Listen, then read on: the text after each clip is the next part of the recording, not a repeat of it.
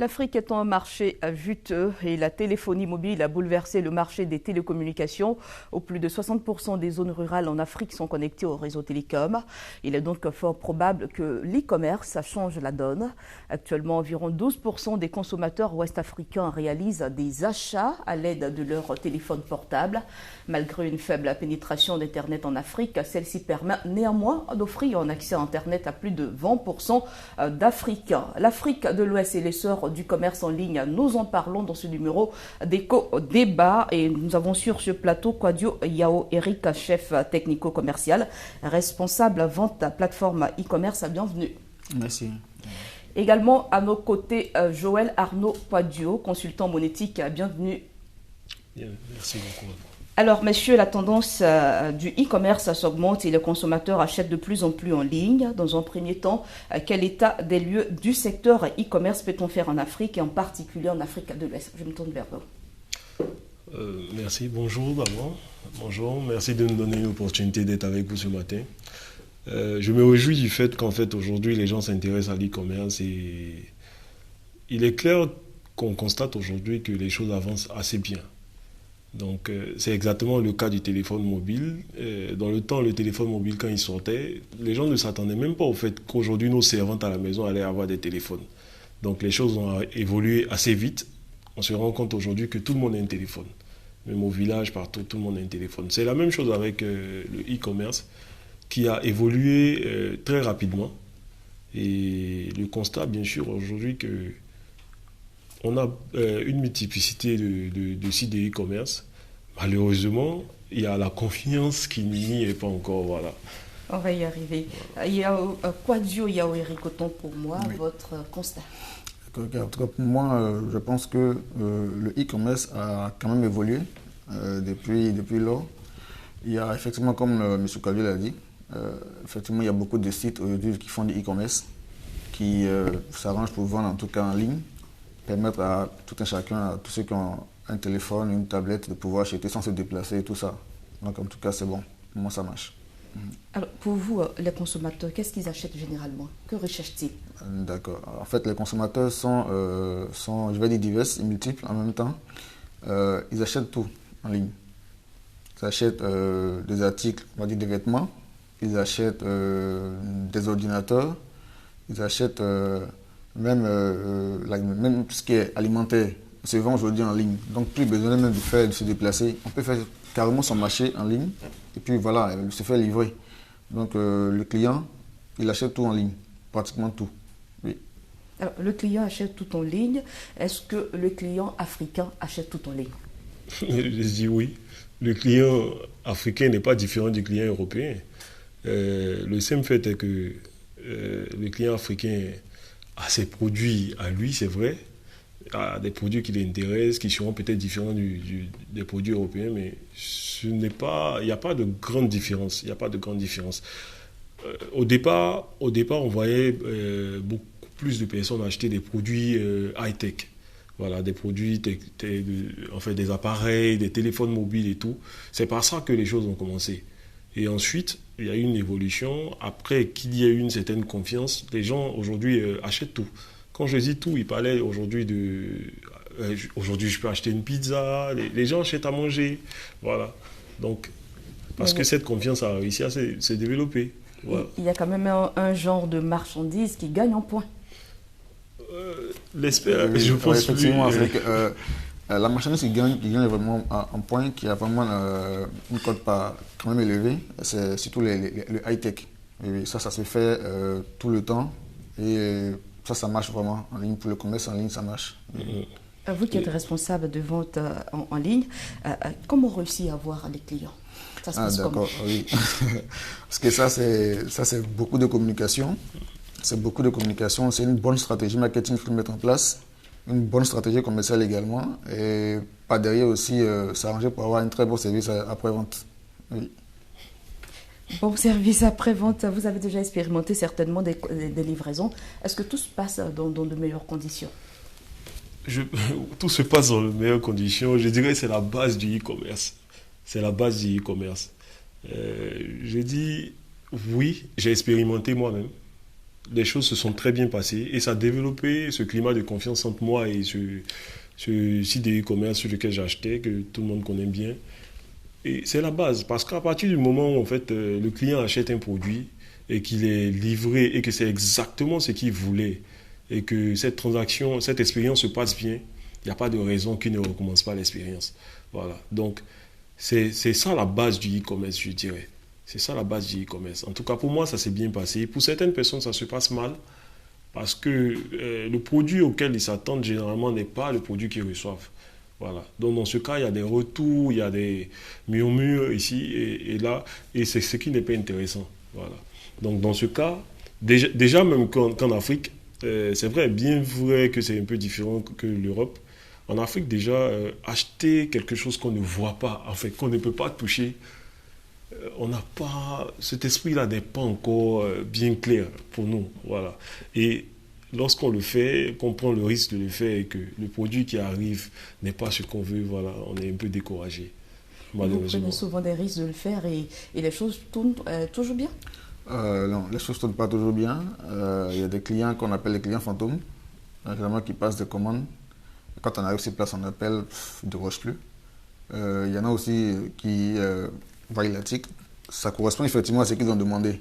Mais peut-être qu'ils n'ont pas l'argent qu'ils avaient demandé n'est plus suffisant. Donc ils se disent que bon, écoute, j'aurais effectivement gardé de l'argent pour ça, mais là maintenant, je ne l'ai plus. Donc si vous voulez, on va ajourner. Mais pendant ce temps-là, c'est-à-dire le client en question, lui ne compte pas la logistique qui a été mise derrière pour pouvoir lui faire la livraison, les coûts et tout ça, c'est pas lui qui les supporte, c'est forcément le vendeur qui les supporte. Donc ça ne marche pas toujours bien, mais bon, ça marche quand même en général. Est-ce que malgré tout cela, il y a des facteurs qui favorisent l'émergence du e-commerce en Afrique, et justement en Afrique de l'Ouest? En Afrique de l'Ouest, oui. Parce que moi, j'ai eu la chance de faire quand même quelques pays. Je vais prendre le cas du Sénégal, où là-bas, le e-commerce a aujourd'hui pris quand même de l'ampleur. Au départ, ce n'était pas vraiment le cas. Parce que quand l'e-commerce a commencé là-bas, moi, j'y étais déjà. Ça a peiné à décoller, parce qu'effectivement, il y avait le côté logistique qui n'était pas vraiment très bien installé, ce n'était pas vraiment aiguisé. Donc ça faisait que les commandes traînaient. Les gens se disaient, mais écoute, si je commande un article aujourd'hui et que les gens ne m'ont pas livré dans une semaine, dans une semaine, on m'appelle même pas pour me dire, mais monsieur, excusez-nous, on n'a pas pu le livrer et tout ça. Moi, je ne commande plus là-bas. Mais avec le temps, ça s'est amélioré et c'est bon. Bon, il y a d'autres pays en dehors de l'Afrique de l'Ouest qui ont la même expérience et qui aujourd'hui arrivent à vraiment s'en sortir. Et, oui, et en Côte d'Ivoire aujourd'hui, c'est pareil. Et oui. Alors, peut-on parler d'une marge de progression du e-commerce de nos jours? Oui, bien sûr, bien sûr, bien sûr. Je pense que c'est même pour ça qu'on est ici ce matin. Et voilà. Donc, on parlera de marge de progression, bien sûr, parce que si on regarde de là où on est parti à aujourd'hui, il y a une très, très grande évolution. Il y a une très grande évolution. Déjà, comme je l'ai dit, dès le départ, le climat de confiance n'était pas là. Aujourd'hui, les choses évoluent. On verra, quand vous êtes sur la route aujourd'hui, vous constatez qu'il y a de plus en plus de livreurs moto qui se baladent en ville avec des produits, des tricycles ici et là. On en voit partout en ville. Voilà. Ce n'était pas le cas, je me rappelle, en 2010, ce n'était pas le cas. Pourtant, il y avait des sites e-commerce.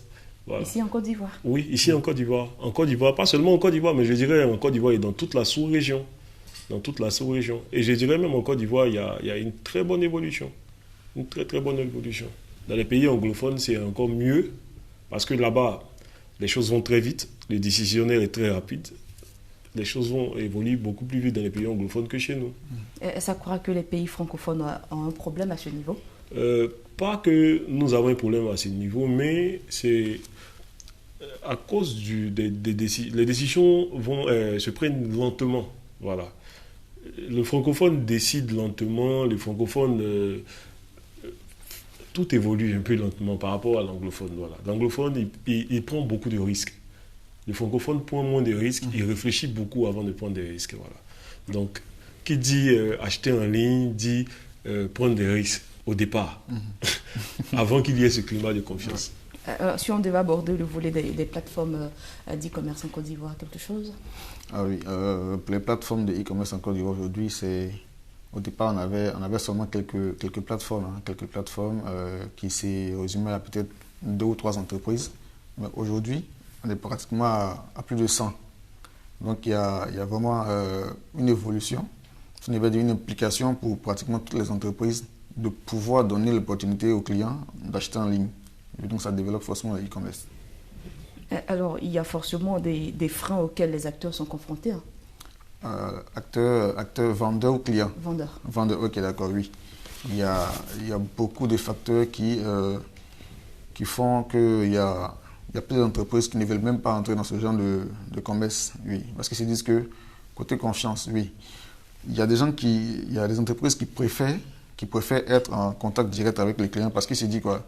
S'ils donnent la possibilité au client de faire ses choix en ligne, il pourra certainement trouver d'autres entreprises qui font par exemple des articles moins chers que lui. Donc il préfère garder son client dans un certain cercle qu'il maîtrise lui-même. Et donc ça fait qu'il n'a pas envie de s'engager du tout. Alors comment faire pour sécuriser sa chaîne de commerce en ligne? Sécuriser sa chaîne de commerce en ligne, ça englobe plusieurs facteurs. Déjà, premièrement, il faut avoir une bonne communication. Ça, c'est le début. Il faut avoir une très bonne communication. Ensuite, lorsqu'on atteint le client, qu'on atteint la cible, une cible n'est pas forcément d'abord un client, on doit convertir la cible en client. Et là, il y a encore un travail qui est abattu. Ça, c'est le travail des standardistes et autres qui vont s'arranger pour que le client ait confiance et tout ça, qu'il veuille quand même tenter l'expérience avec l'entreprise qui fournit les services et tout ça. Et par derrière maintenant, c'est qu'il faut faire comprendre au client que si jamais il a un souci, parce que nous sommes en ligne, tout le monde est en ligne, si jamais il y a un souci, il pourra au moins s'adresser à quelqu'un qui pourra résoudre son problème. Et tout ça, ça fait partie d'un petit cercle qu'il faut maîtriser. Voilà. Quand c'est maîtrisé, il n'y a pas de problème. Alors, on ne peut parler de e-commerce en Afrique de l'Ouest sans aborder la question de Jumia, cette plateforme reconnue étant le leader du commerce en Afrique. Alors, comment sont-ils arrivés à ce stade, Julia? Comment Jumia est arrivé à ce stade? On sait tous que Jumia n'a pas commencé ici. Jumia a commencé dans d'autres pays, oui, notamment dans le Maghreb, a atterri au Nigeria, où jusqu'à présent il y a de très belles performances. Et Jumia est allé un peu plus sur la communication. Ils ont dépensé d'énormes sous sur la communication. Voilà. Communiquer pour pousser à acheter. Voilà. Derrière cette communication qui coûte excessivement cher, les clients n'ont pas suivi au départ. Les clients n'ont pas vraiment suivi. Ce qui a entraîné les problèmes que nous avons eus. Et aujourd'hui, il y a de nouveaux actionnaires, c'est un nouveau départ pour Jumia, qui aujourd'hui est en train de récolter les fruits de ce qui a été fait au départ. Je dirais pas seulement Jumia qui récolte les fruits, mais d'autres petits sites de e-commerce aussi qui en profitent aujourd'hui. Parce que c'est grâce à Jumia aujourd'hui que beaucoup de personnes osent acheter en ligne. Voilà. Vous avez dit d'autres personnes, je suppose que vous faites allusion aux start-up. Ces start-up-là, comment elles s'y prennent aujourd'hui? Comment doivent-elles s'y prendre pour rattraper un peu ce retard? Comment elles doivent s'y prendre? Aujourd'hui, je vais acheter en ligne parce que j'ai un besoin particulier. Donc, si je ne retrouve pas ce besoin, si je ne retrouve pas ce produit que je cherche sur un grand site de e-commerce, j'irai chez les petits voir. Voilà, j'irai chez les petits. Et c'est aussi que je veux voir en fait la différence de prix, voir le meilleur produit et tout. Et il y a aussi les délais de livraison qui comptent. Certains produits ne sont pas disponibles sur un site comme Jumia qui... pas qu'ils ne sont pas disponibles, mais le délai de livraison n'arrange certainement pas certaines personnes qui préfèrent acheter chez des petits sites de e-commerce et se faire livrer en 1 ou 2 jours parce que ces produits disponibles chez eux. Voilà, il y a toutes ces choses. Donc, qu'est-ce que ces sites-là doivent faire? En fait, c'est faire beaucoup de communication. Faire beaucoup de communication, ça demande beaucoup de moyens. Donc, aujourd'hui, on a le moyen des réseaux sociaux qui est le plus facile. Voilà, pour communiquer, ce que beaucoup de personnes utilisent aujourd'hui. Allez-y, je vous laisse terminer. Il y a également le télémarketing qui est un bon moyen en fait, de communication. Un bon moyen de communication que certains utilisent. Alors, on sait que l'e-commerce offre beaucoup d'opportunités, mais à côté de ces opportunités, est-ce que l'Afrique avait besoin de cette technologie? Ah oui, moi je dirais que l'Afrique avait effectivement besoin de cette technologie. D'autant plus qu'aujourd'hui, on remarque, économiquement parlant, il y a beaucoup de startups, il y a beaucoup d'entreprises qui arrivent quand même à augmenter les chiffres d'affaires grâce au e-commerce toujours. Il y a des entreprises, il y a de nouvelles entreprises qui sont nées, justement grâce au e-commerce toujours. Et moi, je pense que c'est vraiment essentiel. Ça, c'est une opportunité que l'Afrique ne pouvait pas se permettre de rater. Oui. Alors, l'e-commerce offre forcément des gains. Hein. Et quel genre de gains?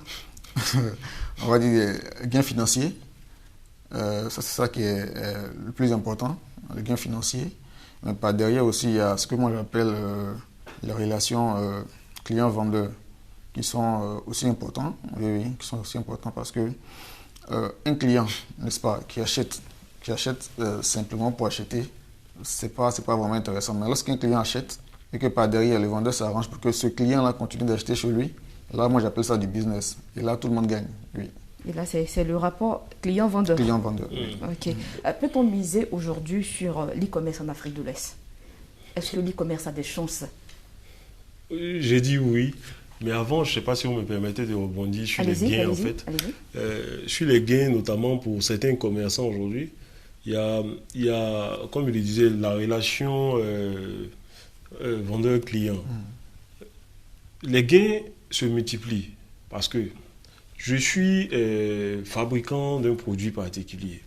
Donc, pour pouvoir vendre mon produit, il y a toute une chaîne de distribution. Aujourd'hui, cette chaîne de distribution, j'arrive à la couper grâce au e-commerce. Je coupe cette chaîne de distribution, je vais directement à mon client. Donc, les gains pour moi deviennent un peu plus élevés. Je peux faire des remises à mon client pour qu'il ait des prix beaucoup plus intéressants. Donc, c'est autant des gains pour le marchand que pour le client. Et c'est ce qu'on voit aujourd'hui. On voit que les prix, par exemple, sur Jumia sont assez abordables, des prix beaucoup plus intéressants. Donc, comme il avait dit au départ, je n'ai plus besoin d'aller faire 10 boutiques, 20 boutiques avant de trouver des prix plus intéressants pour moi. Sur ce site, j'ai des prix, j'ai différents prix et je choisis le prix qui est le mieux pour moi. Voilà. Donc, comme Jumia aujourd'hui, par exemple, discute avec des marchands qui vendent des produits en gros, Jumia arrive à avoir de meilleurs prix. Jumia arrive à avoir de meilleurs prix parce que Jumia peut leur garantir qu'il pourra vendre 1000, 2000 produits semaine ou 3000.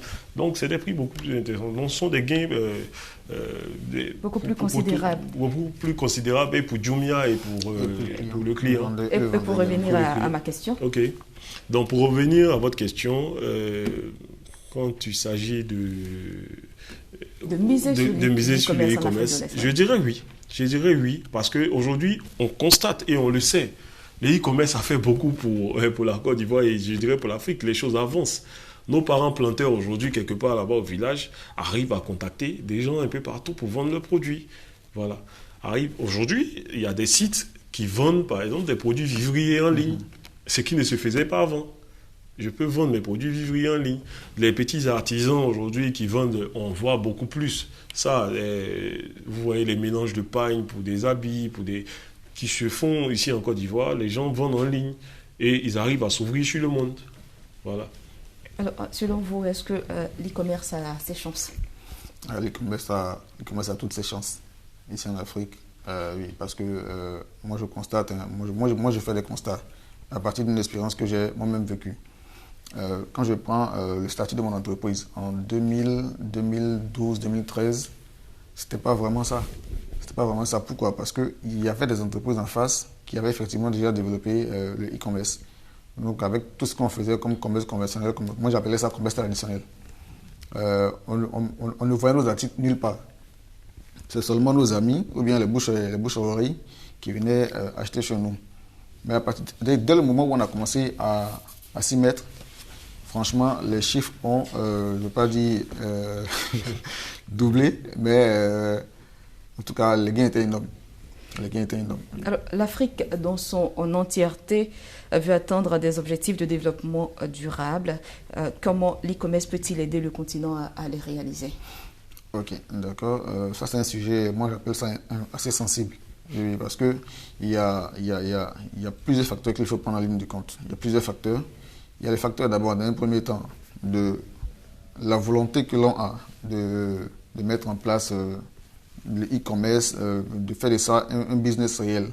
Mais par derrière aussi, il y a ce que moi j'appelle le soutien du gouvernement et tout ça. Donc, c'est assez complexe. C'est assez complexe. Si, par exemple, le gouvernement accepte de donner ses chances à ces startups-là qui veulent vraiment s'investir dans le e-commerce, quand je parle de l'aide du gouvernement, je parle plutôt de baisser les taxes, baisser les impôts pour ces gens-là. Franchement, il aura un boom. Oui, il aura un boom parce que pour la communication et tout ça, le coût est élevé. Donc si en plus de ça, il faut encore avoir l'État sur le dos et tout ça, c'est compliqué. Avez-vous un mot à dire là-dessus? Ok. Au niveau du développement durable, je pense qu'il y a beaucoup de choses à dire. Mais je vais aller un peu court. Beaucoup de personnes, par exemple, ne savent pas que payer par un moyen électronique, ça permet à l'État d'investir moins de fonds dans la fabrication de billets. Ça rapporte des sous, voilà. Ça, c'est une chose. Deuxième chose, on parle aujourd'hui de sauvegarder l'environnement et tout. Donc, sauvegarder l'environnement, ça sous-entend... si je dois aller acheter dehors, il faut que je prenne mon véhicule. Donc, vous voyez 1000 véhicules aller dehors, alors qu'on a un seul véhicule qui fait la distribution. Donc, au niveau, on sauvegarde l'environnement. Et on gagne en temps. Voilà, et on gagne en temps. Donc, il y a beaucoup de choses. Pour les entreprises aujourd'hui, je ne vais pas quitter mon poste pour aller faire des courses 1 heure ou 2 heures. Donc, l'entreprise gagne. Et l'État gagne. Pour les travailleurs de l'État, par exemple, ils ne vont pas quitter leur poste, aller faire des achats 1 heure, 2 heures, alors qu'ils en ont vraiment besoin. Voilà, ils peuvent aujourd'hui acheter en ligne, gagner en temps, se concentrer sur leur travail, sachant que tout est déjà fait, ils n'attendent que les livraisons. Donc, il y a beaucoup d'éléments qui peuvent être cités ici. Alors, les technologies numériques et les flux de données occupent une place de plus en plus importante dans les négociations commerciales. Quel est l'impact du commerce électronique sur les échanges commerciaux et les économies locales? D'accord, ok. Moi je vais commencer par d'abord les économies locales. Je prends un exemple simple. Par exemple, si au départ, je prends un exemple simple, tout bête. Je prends au départ, moi par exemple, je payais par exemple 1500 francs. Pour aller seulement acheter un article qui me coûte 500 francs, bien 1000 francs. Et qu'aujourd'hui, au lieu de me déplacer pour acheter ce même article-là, je dépense peut-être 200, 300 francs pour la livraison, pour payer la livraison de celui qui a venu m'apporter le produit. Déjà, ça me fait une bonne économie. Si on suppose que dans le mois, je fais ça 100 fois, ça me fait par exemple une économie de 1000 francs, 1200 francs, 100 fois. Donc du coup, l'économie, sur le plan économique, il y a déjà un avantage sérieux. Je pense que si c'est vraiment développé, si c'est vraiment accru, il y aura forcément des impacts sur le côté économique. Ça, c'est ce que je pense en tout cas. Monsieur Kodio, vous? Les impacts, il y en a assez. Je pense qu'on ne cesse de les citer depuis qu'on a commencé cette émission. On continue de les citer d'ailleurs. Il y a effectivement qu'on économise en achetant en ligne parce qu'on ne se déplace pas. On économise également en temps. Et c'est surtout ça. Donc pour les économies locales et tout, quand vous regardez l'évolution du commerce dans le monde, on se rend compte qu'au départ, voilà, c'était des échanges qui se faisaient. Donc j'ai de l'igname, vous avez du maïs, on fait des échanges. Ensuite, il y a eu on a les usines qui produisaient en gros et tout, qui vendaient aux détaillants. Ensuite, il y a eu des boutiques. Aujourd'hui, on a des hypermarchés et tout. Et là, on est en train de passer au commerce en ligne. C'est une grosse évolution. Et pourquoi cette évolution? Parce qu'au fur et à mesure, chacun cherche à gagner plus. On cherche à obtenir une clientèle. Voilà. Donc, pour une petite boutique, aujourd'hui, je n'ai pas à aller louer un grand magasin de 2000 hectares. Non, j'ai ma petite boutique. Je suis sur un réseau de e-commerce. J'arrive à vendre à beaucoup plus de personnes. Voilà. Sans avoir un grand magasin. Donc, je dépense moins. Pour mon installation. Et je gagne gros derrière. Voilà. Avec une plus grosse clientèle.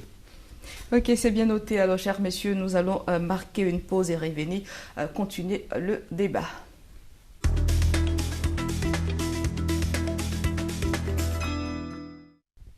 De retour sur le plateau et nous sommes toujours en compagnie de nos deux invités, Kwadio Yao Eric, chef technico-commercial, responsable vente plateforme e-commerce, et Kwadio Jean Arnaud, consultant monétique également à nos côtés. On va reprendre le débat. En Afrique, le e-commerce, selon les chiffres, pourrait peser jusqu'à 75 milliards de dollars d'ici 2025. Mais est-ce que c'est facile de faire du e-commerce dans la zone ouest africaine, compte tenu de certaines réalités, notamment les infrastructures, le faible taux de bancarisation, la cybercriminalité et la pénétration Internet qui est très infirme? Monsieur. Ok, je pense que c'est une question qui est très bienvenue. Du moment où aujourd'hui, je pense qu'il faut, pour établir les règles et la régulation, les règles dans le domaine, en fait, il faut pouvoir inclure les acteurs du domaine. Donc, quand je dis les acteurs du domaine du e-commerce et de la monétique. Parce que c'est une problématique qui est aujourd'hui d'actualité. Il faut voir aujourd'hui qu'est-ce qui se passe ailleurs. Est-ce que ce qui se passe ailleurs est adapté à chez nous? Voilà. Parce que je prends un cas simple. Aujourd'hui, en Côte d'Ivoire, comme je vous ai dit, la mentalité est différente de la mentalité du Ghanéen, est différente de la mentalité du Nigérien, qui lui prend des risques assez facilement. Nous, par exemple, aujourd'hui, certaines personnes sont beaucoup plus à l'aise à aller se faire livrer dans des points relais, d'autres sont plus à l'aise de se faire livrer chez eux à la maison. On connaît les problèmes de sécurité aujourd'hui. D'autres sont plus favorables à payer à l'avance. Certains, par contre, ne sont pas favorables à ça parce qu'ils n'ont pas encore confiance. Donc, il y a beaucoup de facteurs qui jouent. Donc, comment faire en fait pour créer ce climat de confiance et permettre à tout cet écosystème-là d'être à l'aise? Voilà. Donc, c'est des discussions qu'on doit tous avoir ensemble. Donc, pas une seule personne. En France, ce qui se fait, c'est que tous les sites de e-commerce ont créé une seule entité. Il y a une association, en fait, qui propose des règles à suivre, qui propose également des méthodes à suivre aux clients et tout ça. Donc, il y a une association. Ici, en Côte d'Ivoire, ce n'est pas fait. Les gens ne se connaissent même pas. Les sites se créent, les choses se font. Il y a des règles qui ne sont pas respectées. Mais bon, les gens avancent comme ça. Donc, c'est des choses, si on veut une évolution. Le secteur n'est pas organisé en Côte d'Ivoire. Le secteur, pour le moment, n'est pas organisé. Qui veut, vous voulez un site de e-commerce, vous avez une boutique aujourd'hui, vous levez, vous ouvrez votre site de e-commerce. Il y a des règles standards qui sont là, qui, elles, sont respectées, mais il y a d'autres règles Récemment, on a assisté à un phénomène, les livreurs de marchandises qui font à partir de motos qui avaient été réceptionnés quelque part ici à Abidjan. Pour corroborer un peu ce que vous dites, en fait, je me tourne vers mon second invité. Est-ce que c'est facile de faire du e-commerce dans la zone ouest africaine? Comme je l'avais dit tout début, c'est vraiment pas facile. C'est vraiment pas facile. Comme je le disais là, il y a plusieurs choses qu'il faut établir. De prime abord, avant même de se lancer dans le e-commerce. Je prends le cas de d'abord étudier le marché. Étudier le marché d'abord, savoir ce que les différents clients aiment ou achètent dans un premier temps avant de se lancer. Maintenant, par derrière ça, il faut s'assurer d'avoir une bonne chaîne logistique, s'assurer d'avoir une très bonne stratégie marketing, une bonne stratégie commerciale également, et encore un très bon service après-vente. Parce que quand le client finit d'acheter, il faudrait aussi que par derrière il soit assisté. S'il n'est pas assisté, c'est un gros problème pour l'évolution du e-commerce. Et tout ce qui est autour de ça fait que c'est vraiment pas facile de faire du e-commerce si, dans un premier temps, il n'y a pas, c'est comment on l'appelle, l'investissement. S'il n'y a pas d'investissement, ça ne peut pas marcher. Il faut forcément s'investir. Il y en a par contre qui s'arrangent à monter un site, comme il l'avait dit. Il monte un site, il n'y a pas de standard. Il monte son site, il met les articles, il dit « Ah, moi je fais du e-commerce ». Ok, tu fais du e-commerce, il n'y a pas de problème. Mais quand par exemple il y a un souci, c'est là qu'on voit le gars se défiler. On l'appelle de décrocher le téléphone, ou alors les articles il prend chez son fournisseur, parce que ce n'est pas forcément lui qui détient toute la marchandise. Donc, le fournisseur en question ne reçoit plus ses paiements, il ne voit plus ses marchandises. Le gars a disparu. Voilà, il a disparu. Et ça fait qu'il y a beaucoup de méfiance. Vous avez parlé tout à l'heure de cybercriminalité. Oui, ça existe. C'est un défi. Voilà, effectivement. Et ça, c'est un gros défi. Quand par exemple, quelqu'un appelle déjà, qu'il prend son téléphone, il vous appelle, c'est que vous avez déjà fait confiance d'un premier temps. Maintenant, à vous de pouvoir lui faire comprendre que vous êtes différent des autres. Parce que moi, je peux monter un site, je fais du e-commerce, je mets les articles et tout ça, vous commandez, je reçois l'argent, 2 minutes après, le site est fermé. Vous ne me connaissez pas, je ne vous connais pas, tout se fait en ligne. Donc, il y a cette confiance-là déjà qu'il faut établir. Et puis, comme il a dit aussi, les standards. S'il n'y a pas de standard, c'est compliqué. Aujourd'hui, tout le monde peut se lever et créer un site. Il n'y a pas de régulation. Je fais ce que je veux, je vends comme je veux, je vends au prix que je veux, je mets les taux que je veux. Je fais ce que je veux en fait, en gros. Mais nous savons aussi qu'en Afrique, tout le monde n'a pas accès à Internet. Oui, ça aussi c'est une réalité. Tout le monde n'a pas accès à Internet. Mais comme il a dit, en faisant par exemple des points relais, dans pratiquement toutes les zones qui sont, je vais dire, inaccessibles. Parce qu'en réalité, dans toutes les zones, il y a forcément un coin où il y a au moins Internet, où on peut avoir accès à Internet. En faisant des points relais et en donnant la possibilité à certaines personnes de partir dans ces endroits-là et de pouvoir faire le achat. On peut faire les achats, c'est-à-dire qu'on dépose peut-être une tablette. Le gars, il est là, il dit, bon, ok, vous venez chez moi. Quand vous arrivez chez moi, je vous donne ma tablette. Vous avez la possibilité de faire des commandes. Quand vous commandez, quand ça arrive, vous venez prendre ça chez moi. Jomi a très bien reçu ça en faisant la GeForce. C'est-à-dire, moi, je suis une personne, je passe les commandes pour des gens. Je vais chez toi, tu me dis, j'ai besoin d'une télévision, mais je ne sais pas comment faire, je n'ai pas Internet, c'est moi qui n'ai pas de problème. Moi, je vais commander pour toi. Dès que ça vient, je t'appelle, tu viens chercher chez moi. Oui. Et ça aussi, c'est une façon de faire du e-commerce, de faire profiter à tout le monde en même temps. Oui. Alors, Monsieur Kouadio, Yao Eric, touchant un point tout à l'heure, il parlait de la formation de ces vendeurs, de ces promoteurs de sites e-commerce. Il faut forcément qu'il y ait une bonne formation de base. Tout le monde peut faire un site de e-commerce, mais il y a beaucoup d'éléments qui rentrent en compte. Aujourd'hui, je prends n'importe quel site de e-commerce en France, par exemple, ou en Europe. Vous allez voir que ces sites-là ont derrière une assurance pour les produits. Voilà, pour les produits qui sont envoyés. Parce que tout produit qui va pour la livraison, il y a des risques pour la livraison, il y a des choses qui peuvent se passer, surtout quand vous vendez pour quelqu'un d'autre. Voilà. Donc il y a toujours une assurance. En Côte d'Ivoire, on regardera, on verra que seulement peut-être 1/3 des commerçants en ligne ajoutent l'assurance. Ça coûte cher, d'après ce que certaines personnes pensent. Sinon, c'est juste peut-être 1% de la valeur du produit ou 2% en fonction de l'assureur. C'est pas vraiment cher. Mais ça permet en fait au site d'être... je dirais beaucoup plus serein, aux clients également d'être à l'aise, et tout le monde est à l'aise en fait au niveau de la livraison. Et donc il faut des paramètres comme l'assurance. On ne voit pas ça à Abidjan. Selon vous, l'assurance garantit la transaction. Exactement, l'assurance garantit la transaction, et pour le commerçant et pour le client. Et autre chose, c'est qu'il y a d'autres éléments qui rentrent en compte, parce que tout site de e-commerce, on a pour obligation d'enregistrer le client avant qu'il ne fasse son achat. Voilà. Pour le moment, l'État n'en parle pas assez. Mais c'est une obligation pour toute personne qui vend en ligne d'enregistrer son client pour des questions de contrôle. Aujourd'hui, je peux faire du blanchiment d'argent en passant par un site de e-commerce. Voilà. Donc, il nous faut un contrôle de ce domaine. Voilà. Et ça, il y a beaucoup de personnes qui font des sites de e-commerce qui ne le savent pas et qui s'en rendent compte quand il y a problème. Voilà. Quelqu'un qui vient sur mon site, qui achète 1000 téléviseurs, je suis heureux parce qu'il est en train d'acheter 1000 téléviseurs, mais d'où vient cet argent? Voilà. Demain, l'État, pour des contrôles, peut venir me demander qui est ce client. Et si je n'ai pas toutes ces informations, je vais le suivre en prison.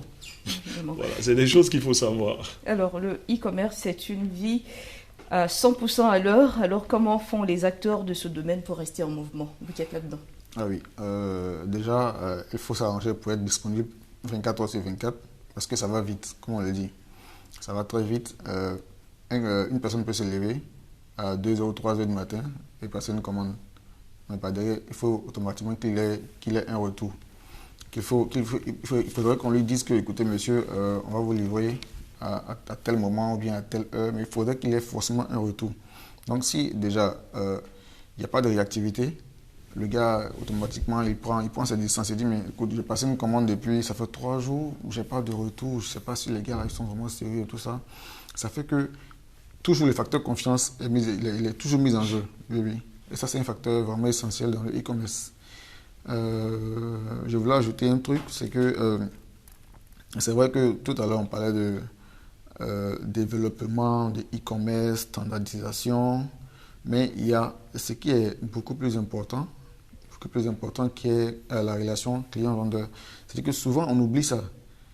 Une fois que le client finit d'acheter, comme il a dit, on n'enregistre en général pas le client. Je peux créer un compte, je peux créer 1000 comptes, même si un site de e-commerce, et passer les commandes. Toutes ces commandes seront livrées, effectivement, mais il n'y a pas de traçabilité. Et si effectivement j'ai l'État sur le dos, je n'aurai pas de raison à donner à l'État. Et ça, c'est un gros problème aussi. La traçabilité surtout. Évidemment. Alors, l'Afrique devrait atteindre 2,5 milliards d'habitants d'ici 2050. Pensez-vous que le contexte démographique africain est favorable à l'explosion du e-commerce? Oui, qui dit augmentation de la démographie dit beaucoup de clients. En langage simple, voilà, dit multiplication de la clientèle. Voilà, dit multiplication de la clientèle. Donc, au site des e-commerce maintenant de développer des stratégies adaptées à cette nouvelle population qui arrive. Donc, c'est beaucoup plus de personnes qui vont commander à manger, c'est beaucoup plus de personnes qui vont commander de l'électroménager et tout. Donc, il faut s'adapter à ces personnes. Mais le plus gros défi reste jusqu'à cette heure-là de développer le e-commerce dans le milieu rural. C'est surtout ça. C'est le plus gros défi en ce moment. À cause d'Internet. Voilà. C'est le plus gros défi à relever. Donc, que la démographie augmente et tout. Pour moi, je dis, pour un site de e-commerce, ce n'est pas le véritable problème. C'est comment s'arranger pour pouvoir aller dans tous ces milieux qui ne sont pas touchés pour le moment. Parce que c'est un site. Donc, s'il y a 1000, 2000, 10 000 clients, bon, peu importe, ça marche toujours. Voilà. Il faut seulement qu'ils s'adaptent. Il faut que les sites de e-commerce s'adaptent, surtout pour la livraison. Il en a parlé. C'est un gros problème parce que quand je commande, il faut que je sois livré à temps. Donc, plus la population augmente, plus je dois augmenter tout ce qui est moyen logistique en fait, pour permettre de satisfaire toutes ces personnes ou toutes ces commandes. Voilà. Et en temps réel. Parce que quand je dis à un client 24 heures, il faut qu'en 24 heures, il soit livré. C'est une problématique qui est d'actualité. Les zones rurales qui restent très souvent en marge de tous ces défis d'évolution et autres. Outre cette zone, il y a d'autres défis. Oui, les défis sont, comme on le dit, sont multiples. Ils sont multiples et variés en même temps. Oui, parce que c'est vrai qu'il y a le problème d'accessibilité. Oui, tout le monde n'a pas accès à ces différents sites-là, ou alors tout le monde n'a pas confiance et tout ça. Mais par derrière aussi, il y a le défi de pouvoir s'arranger surtout. Moi, je préfère la standardisation de ce domaine. Il faudrait que ce domaine-là soit régulé. Si c'est régulé, je pense que les moyens seront forcément donnés à tout et chacun de développer le e-commerce, comme on le dit, à sa façon. Parce que tout le monde ne peut pas développer le e-commerce à la même échelle. Oui. Alors, est-ce qu'il y a un lien entre le e-banking et le e-commerce? Tout ce qui est e, je dirais, tout ce qui est e a forcément un lien. Voilà, a forcément un lien. Et ce lien-là, aujourd'hui, c'est vraiment Internet, ce sont les réseaux et tout. Mais oui, il y a un lien. Parce que ce lien ne se voit pas aujourd'hui parce que, comme je dis, il y a toujours le problème de confiance. Il y a toujours ce problème de confiance. Les gens préfèrent payer en espèces aujourd'hui. Mais dans l'Afrique de demain et dans le monde de demain, tout le monde va payer par e-banking, je dirais par carte bancaire et tout. Tout se fera en ligne. Pour le bien de l'État, pour le bien de tout le monde en fait. Pour cela, il faudra relever le défi de la bancarisation. De la bancarisation. Et avant même ce défi de la bancarisation, il faut déjà régler le problème de l'adressage, qui est un gros problème en fait, qui fait que aussi la bancarisation n'avance pas véritablement. Il faut régler le problème de l'adressage. En Europe, aux États-Unis, ça marche bien parce que quand moi, Joël Quadio, je dis que j'habite, je dis n'importe quoi, moi je suis capable aujourd'hui de dire que j'habite Angré Djibi, Villa 360, je dis n'importe quoi, Villa 373 par exemple. Pour me retrouver, c'est beaucoup plus facile. Voilà. Mais pour quelqu'un qui est quelque part chez nous à Bobo, il dit je suis à Bobo, Sogefia, il sera obligé d'indiquer, c'est difficile de le retrouver. D'où le fait qu'en fait, c'est difficile aussi pour le site de e-commerce en fait, d'aller livrer. Donc pour ça, il faut des points de relais, côté bancarisation aussi, pour avoir des prêts ou utiliser une carte de crédit. Utiliser une carte de débit, il n'y a pas de problème. Mais utiliser par exemple une carte de crédit, c'est aussi un problème. Parce que ça marche là-bas en Europe, parce que je peux acheter tout, même à crédit et tout. Les gens préfèrent acheter avec leur carte que des espèces, parce qu'ils n'ont pas d'espèces, ils n'ont pas d'argent. Donc certaines personnes qui ont des cartes de crédit profitent au maximum. Voilà. Donc c'est toutes ces choses-là. Donc tout part de l'adressage. Dans cette évolution, l'adressage aussi doit suivre. L'adressage doit suivre. Évidemment. Alors, selon une étude, le pays du continent le mieux préparé au e-commerce est l'île Maurice, suivi du Nigeria et de l'Afrique du Sud. Et comment emmener les autres pays à rejoindre le train? Ok. Comme il a dit tout à l'heure, c'est-à-dire que déjà, au niveau de l'adressage, ça c'est un facteur qui est vraiment important. Oui, parce que moi je prends le cas de, quand par exemple, une personne passe une commande sur un site de e-commerce. Déjà, il va donner une adresse. Dans le genre, j'habite à Yopougon, tel quartier, ok. Quand souvent le livreur arrive à l'endroit indiqué et qu'il appelle maintenant le client dit ah non, c'est pas là-bas, c'est peut-être de l'autre côté. Déjà ça c'est un problème. Oui, ça c'est déjà un problème. Maintenant, une fois qu'on a déjà reçu ce pari-là, c'est que le pari de pouvoir arriver là où on m'a vraiment indiqué, toujours la traçabilité. Tout à l'heure, parler de traçabilité, c'est aussi ça. Parce qu'en réalité, quand quelqu'un, je prends le cas du Sénégal, par exemple, quand la personne te dit que moi j'habite, par exemple, au quartier Thiès, ici, quand tu arrives, effectivement, c'est là qu'il habite. Bon, ici en Côte d'Ivoire, c'est pas encore vraiment fait. Je pense que un peu, ça va venir.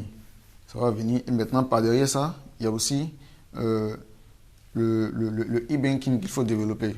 Chez nous, par exemple, on arrive à le faire. On arrive quand même à le faire. Quand un client arrive chez nous, il n'est pas forcément obligé d'aller faire un retrait à la banque et revenir avec son argent, avec tout le risque qu'il y a derrière de se faire agresser et tout ça.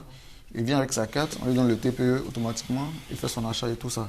Oui, ça c'est des cultures, n'est-ce pas, qu'on doit mettre dans la tête de tout un chacun. Je pense qu'avec ça, ça va forcément relever le niveau du e-commerce. Oui.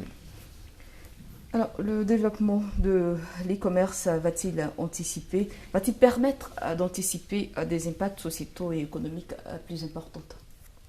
Oui, je pense que oui, on le constate aujourd'hui. Mais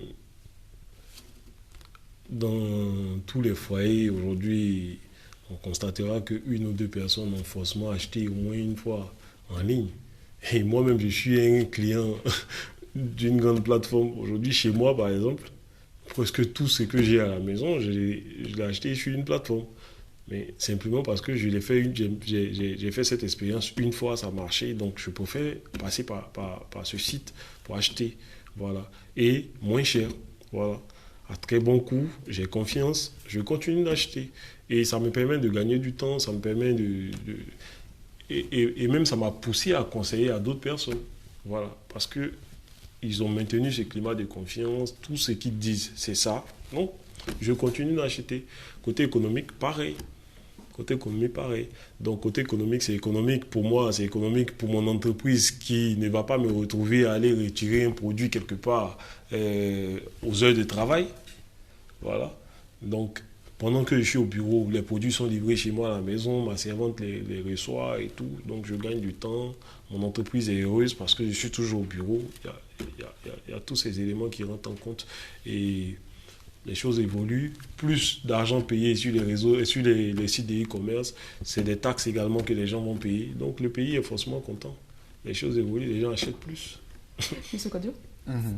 Oui, je vais abonder un peu dans le même sens que lui. C'est vrai qu'en réalité, il y a beaucoup sur le plan économique, en tout cas, il y a beaucoup d'avantages. Il y a franchement beaucoup d'avantages. Moi d'abord, en tant que client aussi, parce que moi aussi j'achète en ligne, oui, en tant que client aussi d'une plateforme de e-commerce, il y a ce petit côté-là économique que moi, franchement, j'aime bien. Oui, oui. Je ne veux pas me déplacer. J'aurai le temps en moins de 5 minutes, de faire le bon choix, de me faire livrer à temps. Donc, du coup, je gagne d'abord en temps, je gagne en économie, je gagne je vais dire en efficacité en tout cas. Maintenant, en tant que vendeur, moi, ça me fait plaisir, par exemple, d'aller livrer, par exemple, dans une entreprise, mais même chez quelqu'un, chez lui à la maison. En partant là-bas, ça me fait déjà un contact de plus. C'est sûr que une fois que je suis rentré là-bas, je vais m'arranger pour y rester. Donc déjà, ça fait déjà un gros avantage. Alors, des perspectives, vous voulez ajouter quelque chose? Oui, juste ajouter une chose. En fait, il faut voir aussi au niveau du e-commerce qui sont les acteurs, les différents acteurs et les bénéfices pour chacun d'eux. Parce que dans le e-commerce, aujourd'hui, on a celui qui a le site de e-commerce, on a également les marchands qui vendent sur ces différents sites, on a la structure les différentes structures de livraison, on a également les moyens de paiement qui sont là. Donc chacun y gagne à son niveau. Parce que les moyens de paiement, je le mets sur le site de e-commerce, mais ce n'est pas gratuit. C'est moyennant quelque chose à chaque achat. Le livreur, il va livrer, mais ce n'est pas gratuit. C'est moyennant quelque chose. Donc, le marchand également, celui qui a son site de e-commerce, il gagne également un petit pourcentage quelque part. Les marchands qui vendent en ligne, c'est beaucoup plus de clients pour eux. Ils sont ouverts sur le monde, ils ont beaucoup plus de clients, ils ont beaucoup plus d'argent. Donc, à tous ces niveaux, imaginez que toutes ces personnes vont payer des taxes. Voilà, toutes ces personnes vont payer des taxes. Alors que s'il n'y avait pas le site de e-commerce, chacun allait être dans son petit magasin quelque part. Le livreur, lui, allait se contenter des petits courriers qu'il livre d'habitude, des factures qu'il livre. Et bon, chacun y gagne, l'État gagne, tout le monde gagne, chacun s'en lave les mains, chacun est content. Voilà. C'est qui induit des perspectives de croissance sur le continent. C'est ça. Ah, c'est clair. C'est clair. Alors, je le disais aussi, tous ne sont pas dans le banc du e-commerce et l'Afrique de l'Ouest est un marché assez précieux. Quel moyen de paiement faut-il envisager pour le continent? Un moyen alternatif dans le cas où le e-commerce ne marche pas. Ne marche pas. Wow. C'est vrai qu'on n'a pas encore envisagé ça. Pour le moment, on regarde tous vers une seule direction, vers l'évolution du e-commerce. Mais je continue à le dire et j'en discute avec beaucoup de personnes. Je continue à le dire. L'Afrique évolue selon ses moyens, évolue à son rythme. Et une chose est sûre, on ne peut pas faire comme les Européens ou comme les Américains. Il faut faire les choses à notre manière. Je prends le cas du transfert d'argent aujourd'hui. On a beaucoup de moyens de transfert d'argent qui nous évitent de nous déplacer. Mais nos parents et nos amis continuent d'aller dans des points pour aller encaisser de l'argent, envoyer de l'argent, parce que à utiliser les moyens traditionnels, parce que simplement, en fait, ça fait partie des habitudes. Il y a des gens qui ont envie de voir, toucher et tout. Donc, c'est la même chose pour le e-commerce. Il faut aller étape par étape. Donc, quand je dis étape par étape, tout à l'heure, il parlait des points relais. Il faut, pour le e-commerce aujourd'hui, penser à mettre des points relais, peut-être avec des produits, des échantillons de produits. Des gens pourront y aller, toucher les produits qu'ils veulent, voir si c'est vraiment la qualité qu'ils demandent et tout, passer leur commande, payer là-bas et être sûr d'être livrés. Une fois qu'ils font cette expérience, une fois, 2 ou 3 fois, ils seront en confiance. Maintenant, vous leur dites, OK, vous êtes venu plusieurs fois ici, mais on vous propose de payer par exemple en ligne. Ça a été fait ailleurs, ça marche. Donc c'est la meilleure façon de faire.